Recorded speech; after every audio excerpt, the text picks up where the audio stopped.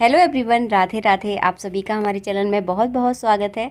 आज का वीडियो बहुत ज़्यादा खास होने वाला है क्योंकि आज के वीडियो में आप सभी के साथ शेयर करूंगी एकादशी के व्रत में आप किस तरह से हवन कर सकते हैं। चाहे आप व्रत करते हों या ना करते हों, एकादशी वाले दिन जो है ना इस तरह से आप हवन कर सकते हैं। तो सबसे पहले मैं आपको यहाँ पर सामग्री बता रही हूँ। गाय के गोबर के आपको उबले लेने हैं, जिसे हम कंडे भी बोलते हैं। यहाँ पर मैंने माखन लिया है, मिश्री है थोड़ी सी, और गाय का आपको घी लेना है। अगर गाय का मिलता है तो बहुत अच्छी बात है, क्योंकि एकादशी के पूजा में जो है ना श्री हरि की पूजा की जाती है, तो गाय का जो चीज़ें होती है ना वो बहुत ज़्यादा विशेष रहती हैं। अगर मिल जाए तो अच्छी बात है, ना मिले तो जो मिल रहा है उसे भी जो है ना हवन में आप यूज़ कर सकते हैं। अगर आपको गाय के गोबर के उपले अगर नहीं मिल रहे हैं तो आप हवन की जो लकड़ियाँ आती हैं, जिन्हें संविदा बोला जाता है, तो उन्हें भी जो है ना आप मार्केट से ला सकते हैं।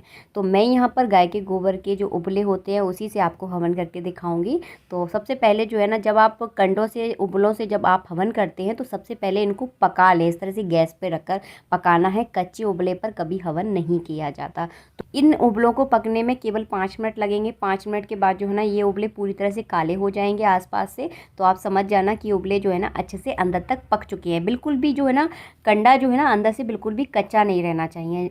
अगर कच्चा कंडा रहेगा ना तो अच्छे से आप उस पर हवन नहीं कर पाएंगे। बार बार अग्नि जो है ना बुझेगी और धुआं देगी। तो ध्यान रखिए उबला अच्छे से पक जाए। और उसके बाद जो है ना मैं और सामग्री आपको थोड़ी सी यहाँ पर दिखा दूँ। फूल आपको चाहिए पूजा में, तो थोड़े से हमने यहाँ पर फूल रख लिए हैं। इसके अलावा जो है ना तिली बहुत आवश्यक होती है एकादशी की पूजा में। हम यहाँ पर एकादशी का हवन कर रहे हैं, तो हवन सामग्री का आप यहाँ पर यूज़ ना करें, क्योंकि हवन सामग्री में चावल मिले होते हैं और चावल एकदम निषेध माने जाते हैं। इसीलिए आप थोड़ी सी तिली आप अवश्य रूप से ले लें।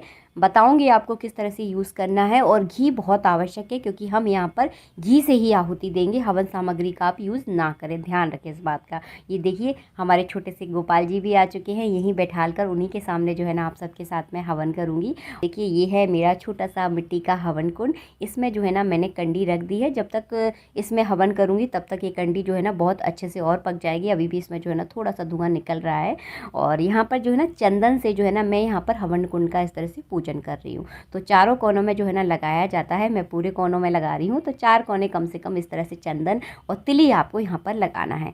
तो मैंने हवन कुंड का पूजन कर दिया है। इसके बाद हम अग्नि का पूजन करेंगे। तो अग्नि में आप थोड़ी सी तिली और थोड़ा सा चंदन जो है ना आप चढ़ा दें। उसके बाद जो है ना फूल वगैरह चढ़ा दें। तो आसपास जो है ना मैं इस तरह से हवन कुंड के आसपास फूल रख दूँगी। देखने में बहुत सुंदर लगता है और एक अच्छा माहौल जो है ना हो जाता है। जहाँ हम पूजा करते हैं वहाँ पर थोड़ी सी सुंदरता होना ज़रूरी हो जाती है, क्योंकि मन लग जाता है पूजा करने में।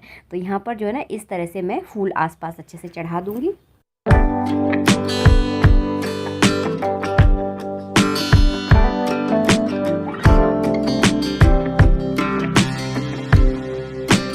सबसे पहले जो है ना हम थोड़ा घी डालेंगे और घी डालने के बाद जो है ना इसमें अग्नि प्रज्वलित करेंगे। तो माचिस की तीली से आप इसमें अग्नि प्रज्वलित कर ले। और अग्नि प्रज्वलित करने के बाद गौरी गणेश के नाम की जो है ना इस तरह से आपको घी की आहुतियाँ देनी है। गौरी गणेश के नाम की आहुतियाँ देने के बाद देनी है आपको नवग्रहों की आहुतियाँ।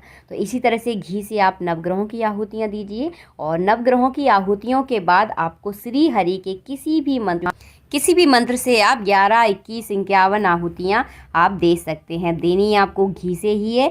और गाय का घी विशेष माना जाता है श्री हरि की पूजा में। तो हो सके तो यहाँ पर गाय के घी का ही आप प्रयोग करें। हवन सामग्री का प्रयोग यहाँ पर नहीं किया जाता, क्योंकि उसमें चावल होते हैं और चावल एकादशी की पूजा में निषेध माने जाते हैं। तो यहाँ पर 11 आहुतियाँ मैंने देखिए इस तरह से घी से दी हैं।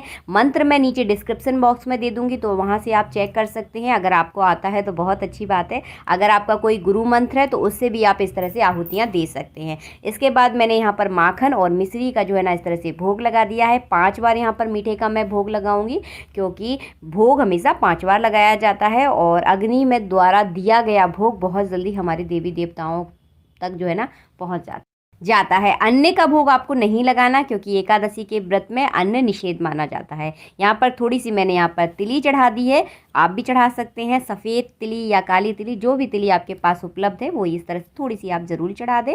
और इस तरह से आप हवन कर सकते हैं। बिल्कुल सिंपल सादा तरीका मैंने आपको बता दिया। इसके बाद जो है ना जल का आचमन करवाया जाता है। सीधे हाथ में थोड़ा सा जल लिया है, यूँ आपको घुमाना है और हाथ जोड़कर प्रार्थना करनी है। तो बिल्कुल है ना, बिल्कुल सरल तरीका। आप भी इस तरह से एकादशी वाले दिन हवन ज़रूर करें। हर एकादशी पर आप इस तरह से